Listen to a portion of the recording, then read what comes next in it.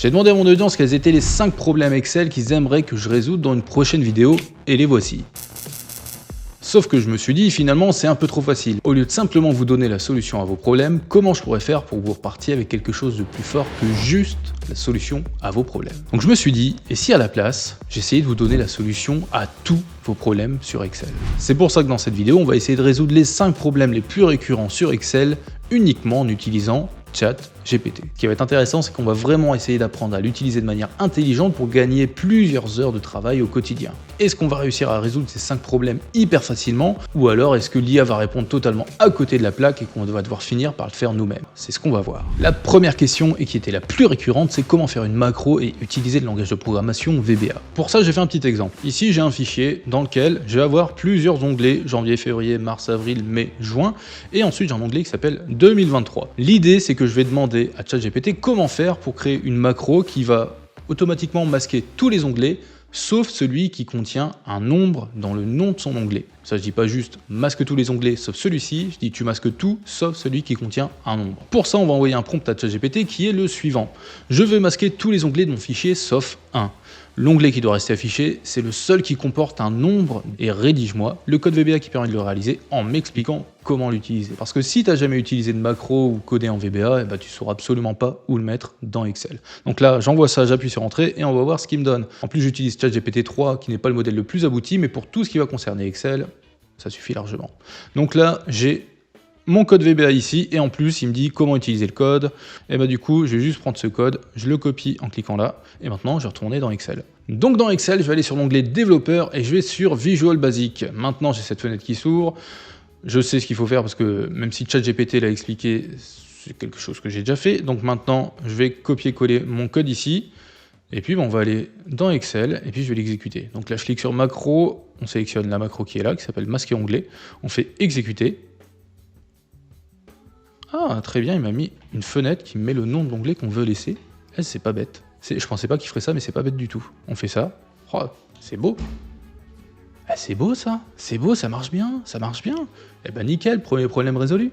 Deuxième problème qu'on m'a donné, et celui-là je l'aime particulièrement, c'est les collègues relous.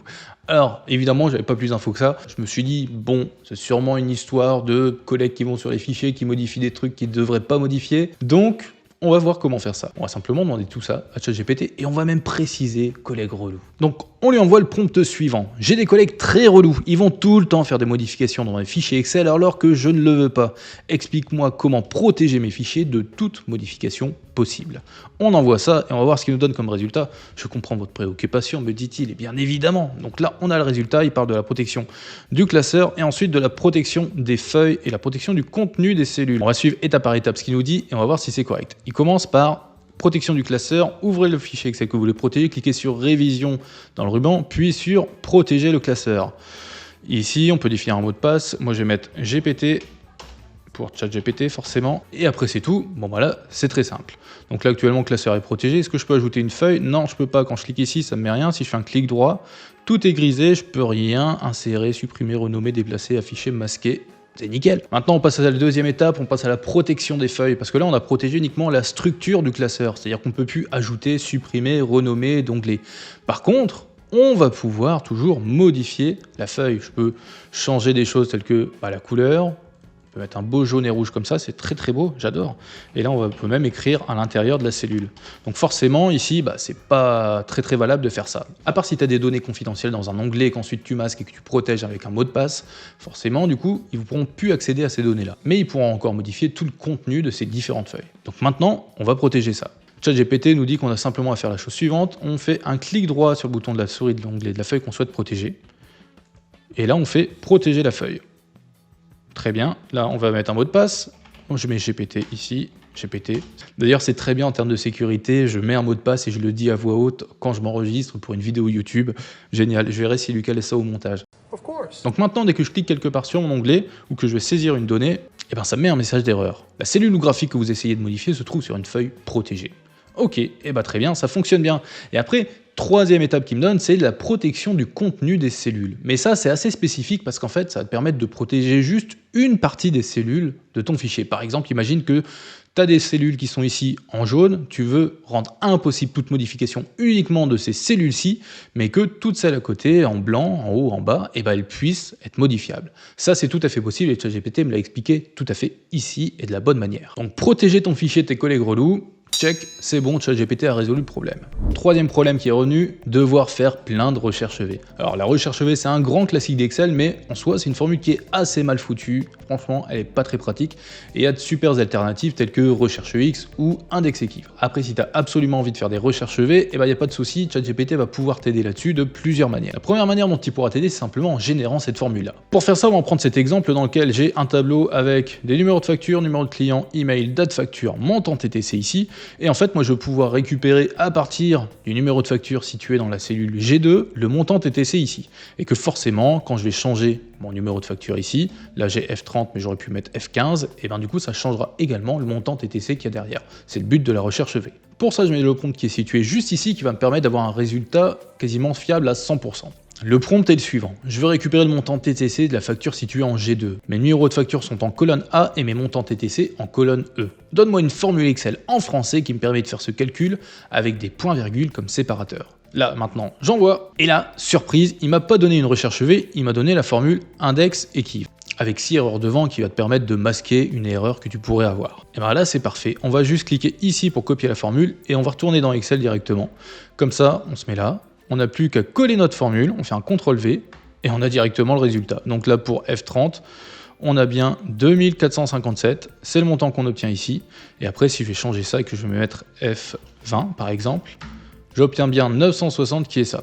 Alors, ce qui est intéressant, c'est que là, je lui ai pas dit « aide-moi à faire une recherche V ». Si je lui aurais dit, il m'aurait pris la formule recherche V, forcément, puisque je lui ai donné tous les éléments nécessaires pour qu'il puisse réaliser cette formule-là.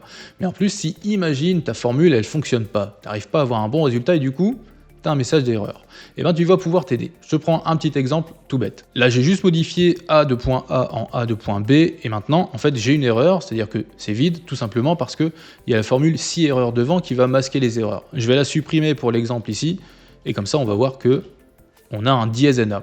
En fait, la formule 6 erreurs te permet de remplacer un message d'erreur tel que dièse NA parce que tu choisis, ici c'était simplement du vide. Donc forcément, la cellule était vide. Mais on voit qu'on a dièse NA derrière. Du coup, je vais juste prendre cette formule-là et puis je vais demander à ChatGPT de corriger le problème. Je lui ai mis le prompt ci-dessous. J'ai la formule suivante qui me donne une erreur. On met ici notre formule, l'erreur est dièse NA. Mes en-têtes de colonne sont les suivants, parce que c'est aussi important que ChatGPT comprenne ce qui se situe dans le tableau pour qu'il puisse interpréter ces données-là. Et donc, j'ai pris les 3 premières lignes du tableau qui comportent les en-têtes, et je lui dis juste « aide-moi à résoudre ce problème ». On envoie ça, on va voir ce qu'il va nous donner comme résultat, il va souvent nous proposer une correction à cette formule. Donc là, il nous donne ça. Ce qui est marrant, c'est qu'il a mis exactement la même formule qu'on avait juste au-dessus. Donc là, ça va fonctionner. Si je copie ça, on va le mettre là, et on obtient bien 960 comme tout à l'heure. Quatrième problème, afficher les différences de valeurs entre 2 onglets. Ça, je suis assez curieux parce qu'il y a plein de manières différentes de le faire et je vais voir ce que ChatGPT va trouver pour nous. Pour cet exemple, j'ai 2 tableaux de taille identique qui sont situés sur 2 onglets différents. On va demander à ChatGPT de nous faire tout ça. Donc mon tableau, il va de A1 jusqu'à E18 et ils sont situés sur les onglets tableau 1 et tableau 2. Pour ça, on va lui mettre le prompt suivant. Je vais afficher les différences entre 2 tableaux de même taille situés sur 2 onglets différents. Mes onglets sont nommés tableau 1 et tableau 2 et les tableaux sont sur la plage A1, E18. Explique-moi comment mettre en évidence les différences de ces 2 tableaux. On envoie et on voit ce que ça nous donne. ChatGPT a eu une très bonne idée, c'est simplement de mettre en place une mise en forme conditionnelle.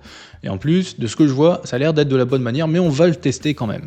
Donc il nous dit « Ouvrez l'onglet tableau 1 ». Sélectionnez la plage A1 à 18 que vous avez sélectionnée, comme ça, c'est bon. Et maintenant, on va dans l'onglet « Accueil », c'est le temps bien, on est déjà dedans, et on va sur « Mise en forme conditionnelle », nouvelle règle. On a cette fenêtre-là qui apparaît, on clique sur « Utiliser une formule » et on va mettre la formule suivante.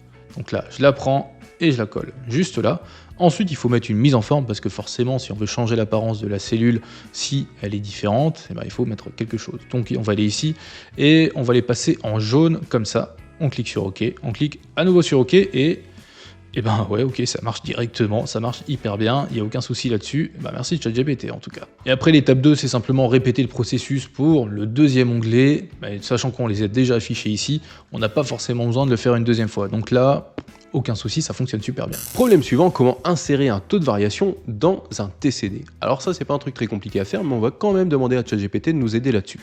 Pour ça, on va écrire le prompt suivant. Je veux afficher des taux de variation dans mon TCD. Mon TCD est structuré de la manière suivante. En ligne, on a les emails, en colonne, la date facture, en valeur, le montant TTC, et mes données sources sont les suivantes. Là, je vais juste prendre les 4 premières lignes de mon tableau, avec l'entête, et ensuite je vais le copier-coller à l'intérieur du prompt. Ça permet tout simplement de bien faire comprendre à ChatGPT comment sont ordonnées les données de mon tableau. Vu comme ça paraît un peu déstructuré, t'as l'impression que tout n'est pas aligné et que du coup il va peut-être avoir du mal à s'y retrouver, mais il est très fort là-dessus parce qu'il va se baser sur les différents espaces que tu peux avoir entre tes colonnes, et lui, il arrive à tout comprendre. ChatGPT m'a donné la réponse suivante avec plusieurs étapes. Étape 1, ajouter des données au TCD. Là, c'est simplement où est-ce que je dois mettre les différents champs, mais moi, je m'en fous, j'ai déjà mon TCD. Et après, par contre, il me dit ajouter une colonne pour les taux de variation. Sélectionner une cellule vide à côté du TCD et en gros, il veut que je m'amuse à mettre à côté de mon TCD un calcul. Mais moi, je veux que ça soit intégré directement à mon TCD, je veux pas avoir à faire ça à la main. Donc forcément, ça convient pas du tout. Alors si tu as envie de calculer un taux de variation à l'intérieur de ton TCD, en fait, c'est pas compliqué du tout. Tu as juste besoin de changer l'apparence de ces valeurs-là. Quand je parle d'apparence, c'est comment elles sont calculées. Parce que si tu es sur ton TCD, tu as ça qui apparaît, les champs de tableau croisé dynamique. D'ailleurs, astuce, si ça apparaît pas, tu te mets sur ton TCD, tu vas sur l'onglet analyse du tableau croisé dynamique et tu as juste à cliquer ici sur liste de champs. Tu vois, je clique dessus, ça le fait disparaître. Et là, ça y est, il est réapparu une fois que j'ai recliqué dessus. Donc on va s'intéresser ici au champ valeur. Ici, on a somme de montant TTC, donc ça prend le montant TTC, ce champ-là, et ça en fait la somme. Mais on peut aller changer ça. Tu vas sur paramètres, et là, tu vas pouvoir changer pas mal de choses, c'est-à-dire résumer par somme, nombre, moyenne, max, min, produit, etc. Mais nous, on veut pas ça, on veut calculer une différence par rapport à la période précédente. Donc pour faire ça, on va aller sur l'onglet afficher les valeurs dans cette fenêtre-là. Et là, en fait, de base, en afficher les valeurs, ça met aucun calcul, tout simplement parce qu'on a juste fait la somme et on n'a pas fait d'autres calculs derrière. Mais nous, c'est ce qu'on va faire. Donc pour ça, on va aller dans le menu déroulant et on va voir un peu tout ce qu'il y a. Il y a pourcentage du total général, pourcentage du total de la colonne, de la ligne, etc. Et en fait, on va choisir différence en pourcentage par rapport. Si tu mets juste différence par rapport, tu vas pouvoir calculer la différence en valeur par rapport au mois précédent, suivant ou à une date fixe. Mais nous, ce qu'on va faire, c'est en pourcentage puisqu'on veut un taux de variation.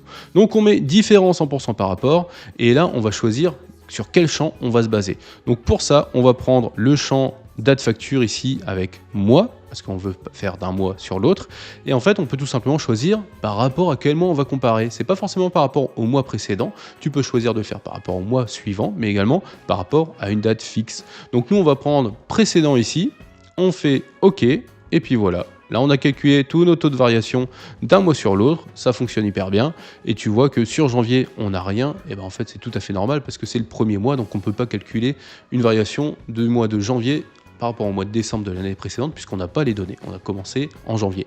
Donc là, on voit qu'on a bien toutes ces données-là qui apparaissent à l'intérieur du TCD et ça fonctionne vraiment hyper bien. Le problème qu'il y a eu avec ChatGPT, c'est qu'il n'a pas compris qu'on pouvait changer comment sont affichées les données à l'intérieur du TCD et mettre notre taux de variation.